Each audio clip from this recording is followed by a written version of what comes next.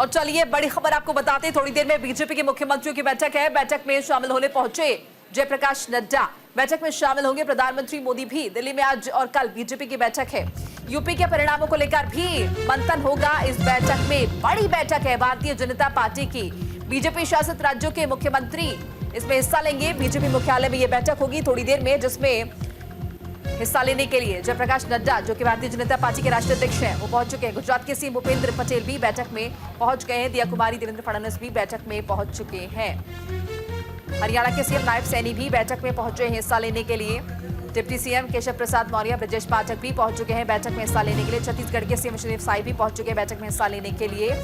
थोड़ी देर में बैठक होगी। उत्तर प्रदेश के सीएम योगी आदित्यनाथ भी भारतीय जनता पार्टी के मुख्यालय पहुंच चुके हैं। और देखिए, इस बीच ये भी आपको बता दें कि यूपी की राजनीति में हलचल जारी है। लोकसभा चुनाव के बाद जो हड़कंप मचा, कई नेताओं ने प्रदर्शन पर सवाल उठाए। केशव प्रसाद मौर्य ने संगठन पर जोर दिया। सीएम योगी ने कार्यकर्ताओं को निर्देश दिए हैं तो मंथन भी होगा, सियासी चिंतन भी होगा। जो बैठक है उसमें तो लखनऊ में जिस तरह से घमासान हो रहा था, उसे लेकर समाधान निकाला जाएगा। दिल्ली में जो बैठक है आज बीजेपी शासित मुख्यमंत्रियों की बैठक है, जिसमें हिस्सा लेने के लिए जेपी नड्डा, भारतीय जनता पार्टी के राष्ट्रीय अध्यक्ष भी पहुंच चुके हैं। ज्यादा जानकारी देंगे आनंद कुमार सिंह, हमारे सहयोगी। आनंद, क्या जानकारी है?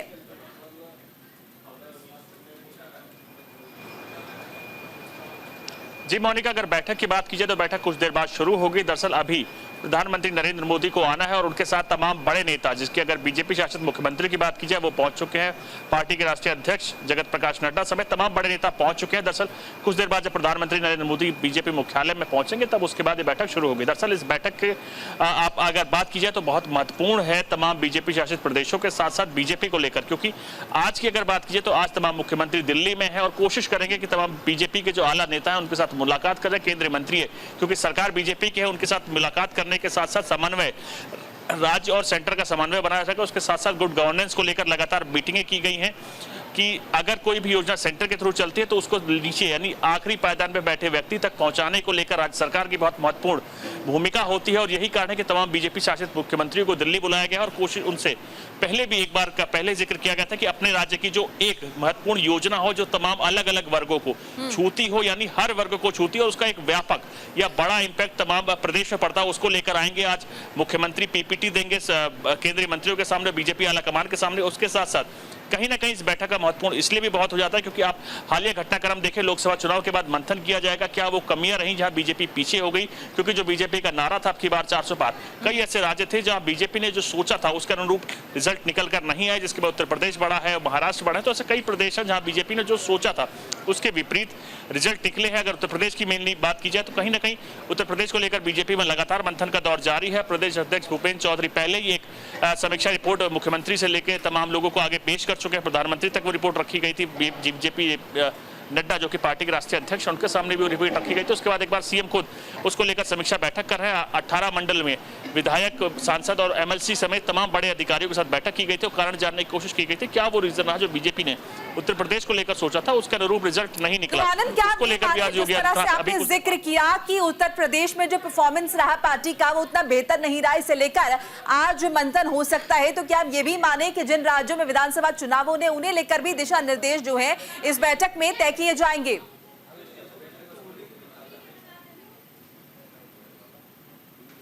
जी मोनिका, अगर अलग अलग मुख्यमंत्रियों की बात की तमाम मुख्यमंत्री अपने अपने राज्य के लोकसभा चुनाव को लेकर मंथन करेंगे और कोशिश की जाएगी जानने को लेकर क्या वो कारण रहे जो बीजेपी ने सोचा था। कई ऐसे राज्य रहे जहां बीजेपी ने 2019 में क्लीन स्वीप किया था, लेकिन 2024 में वो रिजल्ट उस अनुसार नहीं आए।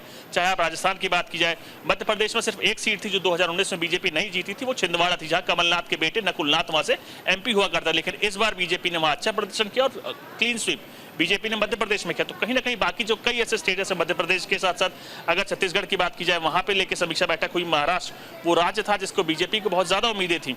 उत्तर प्रदेश वो राज्य था जहां बीजेपी को बहुत उम्मीदें थी। तमाम ऐसे उम्मीदों को देखते हुए कहीं ना कहीं वो खामी रही जिसके चलते जो बीजेपी ने सोचा था उसके अनुसार नहीं हुआ। और उसके बाद अगर बीजेपी शासित प्रदेश की बात की जाए तो वहां मंथन लगातार पार्टी अपने अध्यक्ष के द्वारा करा रही थी। उसके बाद वो तमाम रिपोर्ट से लेकर आज बीजेपी ऑफिस में आएंगे और कहीं ना कहीं उस तमाम समीक्षा बैठक को देखा जाएगा क्या वो कमियां रही जिसके कारण वो रिजल्ट नहीं आया जो बीजेपी सुनिश्चित सोच रही थी, या कहीं ना कहीं जो बीजेपी का सपना था आपकी बात 400 पार वो नहीं हो पाया, तो क्या वो कारण थे, उसको लेकर मंथन किया जाएगा। और उसके साथ साथ अलग अलग जगह अगर उत्तर प्रदेश की भी बात की तो उपचुनाव को लेकर चर्चा की और भी कई मुद्दे हैं जिसको लेकर चर्चा की जाएगी। मेनली ये जो बैठक है हर 6 महीने में बीजेपी बुलाती है, कहीं ना कहीं कोशिश की जाती है कि जो एक समन्वय केंद्र सरकार और राज्य सरकार के बीच में रहे, डबल इंजन की सरकार रहे, कॉपरेशन अच्छा हो, गुड गवर्नेंस अच्छा हो, जिससे जो पॉलिसीज दिल्ली से बनाई जाए वो इंप्लीमेंट हो सके, क्योंकि राज्य सरकार के ऊपर बहुत जिम्मेदारी होती है उसके इंप्लीमेंट करने को लेकर अधिकारियों के साथ समन्वय रहे, राज्य सरकार के साथ समन्वय रहे और देश के हर एक व्यक्ति तक या हर एक पंक्ति में बैठा आखिरी व्यक्ति तक वो चीजें पहुंच पाए, उसको लेकर समन्वय बहुत जरूरी है, गुड गवर्नेंस बहुत जरूरी है। उसको लेकर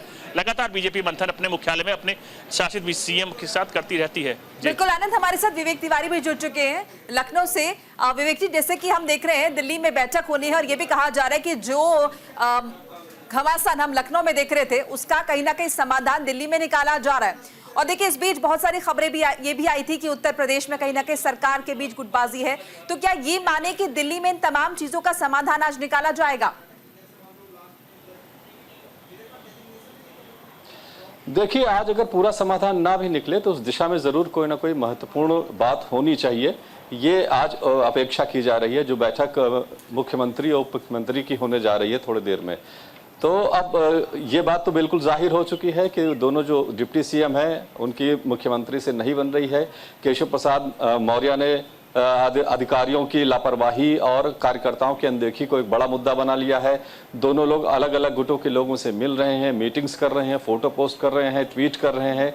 मुंह से भले कोई कुछ बयानबाजी ना कर रहा हो, लेकिन जो एक्शन है उनके इससे जाहिर हो रहा है कि उत्तर प्रदेश में कम से कम सरकार में जो उच्च पदों पर बैठे हुए लोग हैं उनके बीच में बन नहीं रही है। आज जो बैठक हो रही है यकीनन इसमें उम्मीद की जा रही है कि कुछ ना कुछ सुलह का रास्ता निकलेगा।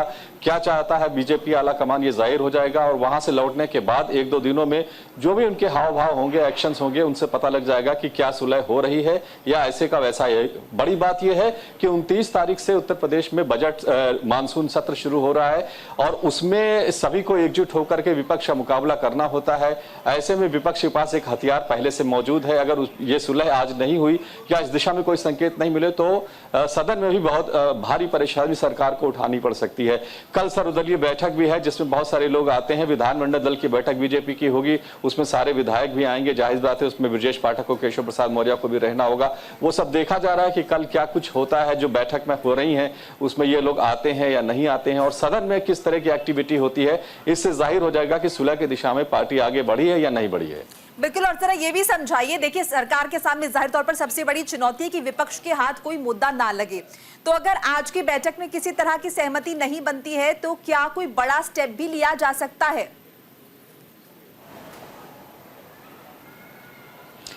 देखिए, इसमें सहमति का सवाल नहीं है। ये तो बीजेपी आला कमान को डायरेक्शन देना पड़ेगा, एक तरह का हुक्म देना पड़ेगा कि आपको ऐसे चलना है, आपको वैसे चलना है। ये बात स्पष्ट तौर पर कहनी पड़ेगी। इसमें सहमति अगर होनी होती तो यही हो जाती है। इतने दिनों से ये सब इशू चल रहा है।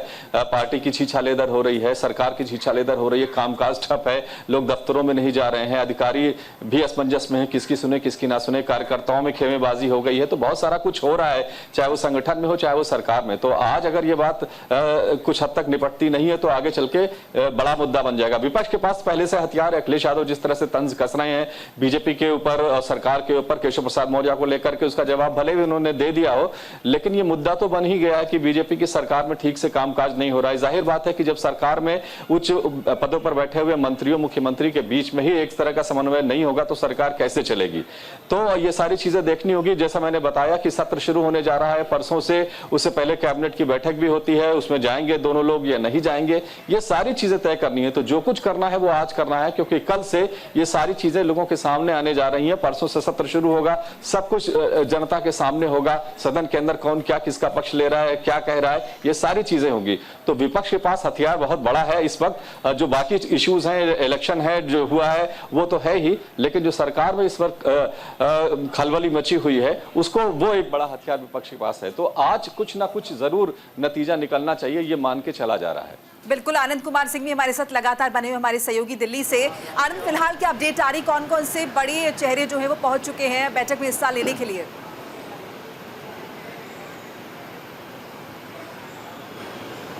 मोनिका, देखिए, अगर मुख्यालय में जो बैठक हो रही है उसके लेकर बात की जाए तो योगी आदित्यनाथ रह रहे हैं, गृह मंत्री अमित शाह रह रहे हैं और उसके साथ साथ पीएम नरेंद्र मोदी रह रहे हैं। बाकी तमाम नेता यहाँ पहुंच चुके हैं और कुछ देर में ही बाकी जिसमें गृह मंत्री अमित शाह है वो पहुंचने वाले हैं और योगी आदित्यनाथ पहुंचने वाले हैं। उसके बाद लगभग 6 बजे के आसपास पीएम नरेंद्र मोदी भी मुख्यालय में पहुंचेंगे और उसके बाद ये बैठक शुरू होगी। दरअसल इस बैठक की कवायद लगातार की जा रही है सरकार की तरफ से, राज्य सरकार की तरफ से। आपने देखा होगा बीजेपी के नेता तब बात करते हैं तो कहीं ना कहीं इस चीज का जिक्र करते हैं कि डबल इंजन की सरकार है, तो डबल इंजन को चलने को लेकर लगातार कोशिश की जाती है दिल्ली से कि समन्वय स्थापित रहे, लोगों तक जो योजनाएं दिल्ली से चलाई जा रही है वो पूरी पहुंचे। क्योंकि आप पहले कई प्रधानमंत्री ये कहते थे कि दिल्ली से जब 1 रुपये जाता तो 15 पैसे ही लोगों तक पहुंचता है, लेकिन अब जो मोदी सरकार है वो कहीं ना कहीं कोशिश करती है कि इस चीज को 100 रुपये अगर दिल्ली से भेजे जा रहे हैं तो 100 के 100 रुपये तक सीधे बैंक ट्रांसफर हो सके या लोगों तक पहुंच सके। तो कहीं ना कहीं उसको लेकर एक समन्वय स्थापित करना बहुत जरूरी है। गुड गवर्नेंस वो चीज होगी जिसके लेकर दिल्ली और राज्य सरकार दोनों साथ चल सकती है और कोशिश की जाती है हर वर्ग के लोगों को वहां छुआ जा सके और जो पॉलिसीज बनाई जा रही कहीं ना कहीं उन तक पहुंचे, क्योंकि अगर उसमें करप्शन होता तो वो चीजें नहीं पहुंच पाती और यही कारण होता है कि वो भ्रष्टाचार से लेकर तमाम मुद्दे तक सामने आते हैं। तो आज जो बैठक हो रही बहुत महत्वपूर्ण है। कुछ देर लगभग पीएम मोदी के आने के बाद वो बैठक शुरू होगी और बाकी तमाम नेता, चाहे आप तमाम मुख्यमंत्री की बात की, वो बीजेपी मुख्यालय पहुंच चुके हैं। बस 3 नेता सिर्फ रह रहे हैं, इसमें गृह मंत्री अमित शाह है, योगी आदित्यनाथ हैं और उनके साथ पीएम नरेंद्र मोदी है। कुछ देर में अमित शाह और योगी आने वाले हैं और उसके बाद लगभग 6 बजे तक पीएम नरेंद्र मोदी आएंगे और तमाम उसके बाद ही बैठक ये शुरू होगी। और अगर इस बैठक की बात की जाए, बैठक बहुत महत्वपूर्ण है। तमाम मुख्यमंत्री को ये पहले हिदायत दी गई थी कि अपने राज्य की एक स्कीम आपको लेकर आनी है जो लोगों तक व्यापक पहुंची हो, उसका बहुत बड़ा असर हो राज्य में और कहीं ना कहीं तमाम वर्गों को छूती हो। उसको लेकर मुख्यमंत्री आज एक पीपीटी यानी पावर पॉइंट प्रेजेंटेशन भी पीएम के सामने रखेंगे कि हमने इसको लेकर बढ़ाने को लेकर हर एक वर्ग तक उस स्कीम को पहुंचाने को लेकर क्या क्या किया है और उसके साथ साथ जो सेंटर्स की स्कीम है, क्या उस राज्य सरकार में पहुंचने में कोई परेशानी तो नहीं हो रही, कोई दिक्कत तो नहीं हो रही, या कहीं अगर किसी प्रकार की परेशानी है तो कंसर्न मंत्री के साथ बात करके उसको सॉर्ट आउट करने की कोशिश की जाएगी। तो कोशिश की जाएगी दोनों सरकारों में समन्वय स्थापित रहे, गुड गवर्नेंस है, उसके साथ साथ जो विकास जनता तक पहुंच रहा है, लास्ट पंक्ति में खड़े हुए व्यक्ति तक पहुंच रहा है, सुचारू रूप से पहुंच सके। जी मोनिका। बिल्कुल, और हमारे साथ विवेक भी लगातार बने। विवेक, जरा ये बताइए, दिल्ली में जो बैठक हो रही है इसकी खनक लखनऊ में किस तरह से सुनाई दे रही है? वहां पर अगर सियासी गलियारों की हम बात करें तो किस तरह की प्रतिक्रियाएं इस बैठक को लेकर आ रही हैं? देखिए, बैठक में जैसा आनंद ने बताया कि ये तो ठीक है कि जो केंद्र सरकार की स्कीम है या राज्य सरकार की जो स्कीम है उसको लेकर कोई इशू है तो उसको सॉल्व किया जाए, ये सारी चीज़ें हैं। उत्तर प्रदेश में जो चर्चा हो रही है वो सिर्फ इस बात की चर्चा हो रही है कि बीजेपी योगी आदित्यनाथ की सरकार में जो कुछ चल रहा है, दोनों उप मुख्यमंत्रियों, इसके अलावा जो तमाम विधायक हैं, सांसद हैं, पदाधिकारी हैं, MLCs हैं, उन सब के बीच में जो कुछ चल रहा है खटपट, वो आज उसका सुलह का रास्ता दिल्ली से निकलता है या नहीं निकलता है, किस हद तक सुलह होती है, क्या बात होती है, इसको लेकर के ज़्यादा चिंता हो रही है, लोगों को ज़्यादा उत्सुकता है। खासतौर से लखनऊ की, यूपी की जो ब्यूरोक्रेसी है वो भी विभाजित है इस मामले को लेकर के कि वो किसकी सुने किसकी ना सुने, क्या होगा। लोग भी जो कार्यकर्ता हैं वो किसके पास हैं, कुछ लोकेशों के पास जाते हैं, कुछ मुख्यमंत्री के पास जाते हैं, ये सब कुछ चल रहा है। तो जाहिर बात है कि जो चिंता है, चाहे वो बीजेपी के पदाधिकारी हो, कार्यकर्ता हो, चाहे वो ब्यूरोक्रेसी हो जो काम करती है, एग्जीक्यूशन का काम करती है योजनाओं के, उसमें उसको भी इस बात में बहुत दिलचस्पी है कि आज क्या कुछ निकलता है, क्या कहीं कुछ जिस तरह की अफवाहें चल रही हैं, अरविंद केजरीवाल ने जो कुछ कहा था कहीं उस दिशा में तो बात आगे नहीं बढ़ रही है। तो बहुत सारा असमंजस है जो क्लियर होना चाहिए और उम्मीद की जा रही है कि आज की बैठक में जरूर कुछ ना कुछ उसका सोल्यूशन निकलेगा। विवेक, क्या हम ये भी माने कि इस तरह की बातें भी जो हो रही थी कि सरकार पर खतरा है, इसे लेकर भी कहीं ना कहीं बड़ी चिंता है आलाकमान को और इस दिशा में आज जरूर कोई ना कोई समाधान निकाला जाएगा? बिल्कुल, देखिए, तो बैठक तो अंदर खाने होगी, लेकिन यहाँ पर जब लौटेंगे ये सारे लोग और जिस तरह की उनकी एक्टिविटी होगी, जो भी गतिविधि होगी, उससे समझ में आ जाएगा कि क्या कुछ हुआ है। तो हो सकता है कि सारी बातें खुल के न की जा रही हो, क्योंकि अभी तक कोई सार्वजनिक रूप से किसी ने कोई बयान नहीं दिया है। जो कुछ हो रहा है वो ट्वीट पर या इसका स्पेकुलेशन लगाया जा रहा है। सरकार के खतरे की जहाँ तक बात है, अभी फिलहाल ऐसा नहीं लगता है, लेकिन हाँ, केशव प्रसाद मौर्य जिन्होंने एक तरह से कहें तो संकेतों में ही सही, लेकिन मुख्यमंत्री का बॉयकॉट जैसा कर रखा है, वो इस सरकार में कब तक रहेंगे और कैसे काम करेंगे ये तय करना पड़ेगा केंद्रीय आला कमान को। तो ये बहुत सारी चीजें हैं जो आज दिखेंगी सॉल्व होती हुई, ऐसी उम्मीद की जा रही है। बिल्कुल आनंद, हमने देखा जब लोकसभा चुनावों के दौरान जिस तरह से भारतीय जनता पार्टी ने प्रमोशन अपना किया था कि 400 पार का आंकड़ा दिया जा रहा था एनडीए की तरफ से और 370 बीजेपी की तरफ से, जो कि नहीं आया। इसके बाद लगातार तंज हमने देखे हैं, हर प्लेटफॉर्म पर विपक्ष ने जो है तंज कसे। अभी बजट भी आए तो उसको लेकर भी कहा गया कि ये जो बजट है ये सिर्फ कुर्सी बचाने के लिए जो है रखा गया है। तो कहीं ना कहीं ये भी एक बड़ी कोशिश आज की बैठक में होगी कि विपक्ष को किस तरह से कंट्रोल किया जाए, क्योंकि विपक्ष लगातार हमलावर होता हुआ दिखाई दे रहा है सरकार पर।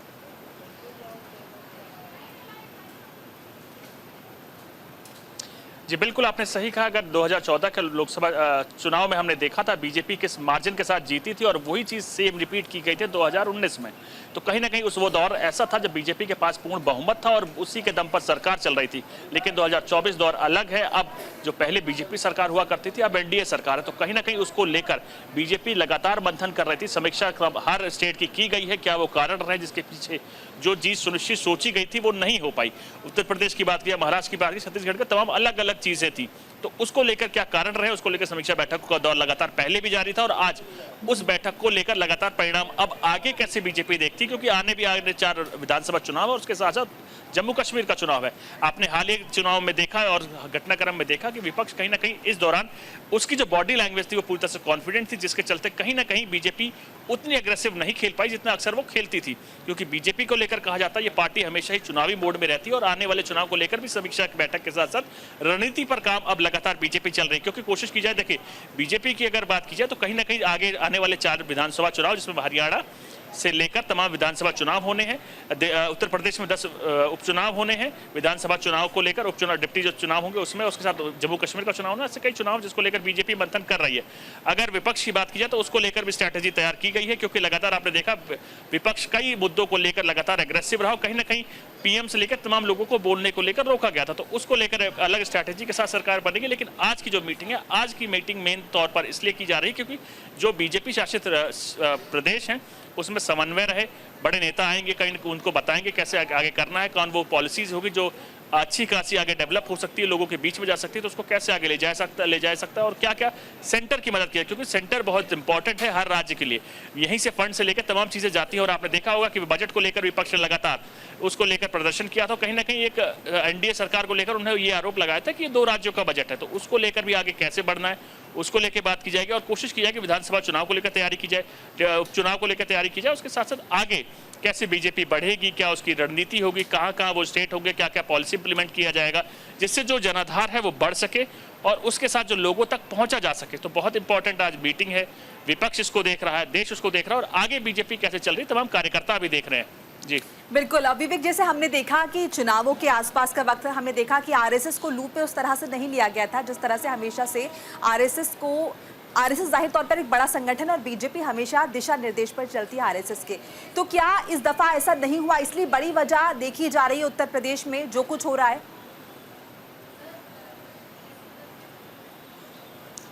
देखिए, संघ का हमेशा से एक तरह का दखल रहता है, सत्ता के लिए भी संगठन में भी, इसमें कोई ढकी छिपी बात नहीं है। देखिए, इस वक्त जो कुछ हम देख रहे हैं उत्तर प्रदेश की सरकार में, ये ऐसा नहीं है कि 2024 के नतीजे आने के बाद ये सब शुरू हुआ है। ये सब काफ़ी पहले से चल रहा था, लेकिन चूंकि सरकार ताकतवर थी और बहुत सारी चीज़ें मैनेज की जा रही थी जिसकी वजह से ये समस्या सामने नहीं आ रही थी। वरना ये समस्या कि मंत्रियों के पास पावर्स नहीं हैं, उनके अधिकार छीन लिए गए हैं, वो प्रमुख सचिव उनके विभाग के उनकी नहीं सुनते हैं, ये सारी समस्याएं छिटपुट तरीके से बाहर आती रही हैं। अब ये खुल करके सामने आ गया है जब नतीजे इस तरह के आए हैं। तो अगर उस समय ही इस समस्या को सुलझाया गया होता या इस पर ध्यान दिया गया होता तो शायद आज ये नौबत नहीं आती, लेकिन उस वक्त इसको नज़रअंदाज किया गया, इसलिए अब इससे ज़्यादा इसको नज़रअंदाज भारतीय जनता पार्टी नहीं कर सकती है। जहाँ तक संघ की बात है, तो जब शुरू में 2017 में सरकार बनी थी तो एक समन्वय समिति बाकायदा बनाई गई थी जिसमें संघ के लोग भी बैठते थे और सरकार बैठती थी, दोनों डिप्टी सीएम, प्रदेश अध्यक्ष, महामंत्री संगठन, ये सारे लोग बैठते थे। वो उस तरह की कोई बैठक बहुत अरसे से नहीं हुई है। तो इसका मतलब ये है कि सरकार जैसे चल रही है वैसे वो बहुत सारे लोगों को अखर रहा है। तो अब संघ इसमें क्या दखल करता है? संघ की एक बैठक होने वाली थी लेकिन फिलहाल वो टाल दी गई है। अगस्त के महीने में माना जा रहा है कि शायद वो बैठक होगी। संघ ने बाकायदा समन्वय के लिए एक यहाँ पर अपना पदाधिकारी नियुक्त कर रखा है जिनके पास, जैसे पहले कृष्ण गोपाल जी थे, अब वो जिम्मेदारी अरुण कुमार जी के पास है कि सरकार और संगठन के बीच में वो समन्वय का भी काम करेंगे। अभी तक उनकी कोई बैठक ऐसी नहीं हुई है। तो देखिए प्लेटफॉर्म पूरा बना हुआ है, लेकिन ऐसा लगता है कि बात कुछ ज़्यादा बढ़ गई है, जिसकी वजह से कोई इसमें हाथ नहीं डाल रहा है। तो अब केंद्रीय नेतृत्व को ही इसमें देखना पड़ेगा। संघ की भूमिका उसके बाद शुरू होती है। पहले तो वहाँ से डायरेक्शन दिया जाए कि सरकार और संगठन चलेगा किस तरह से, कौन चलाएगा, टीम क्या होगी। अगर इसमें कोई फेरबदल होना है तो वो किया जाए, नहीं करना है तो उसको आगे लेकर के चलना है, तो सब लोग एक राय से काम करें। ये पहले केंद्रीय नेतृत्व को डिसाइड करना होगा। चलिए, शुक्रिया आप दोनों का तमाम बातचीत और जानकारी के लिए। आनंद कुमार सिंह और विवेक तिवारी हमारे साथ जुड़े थे।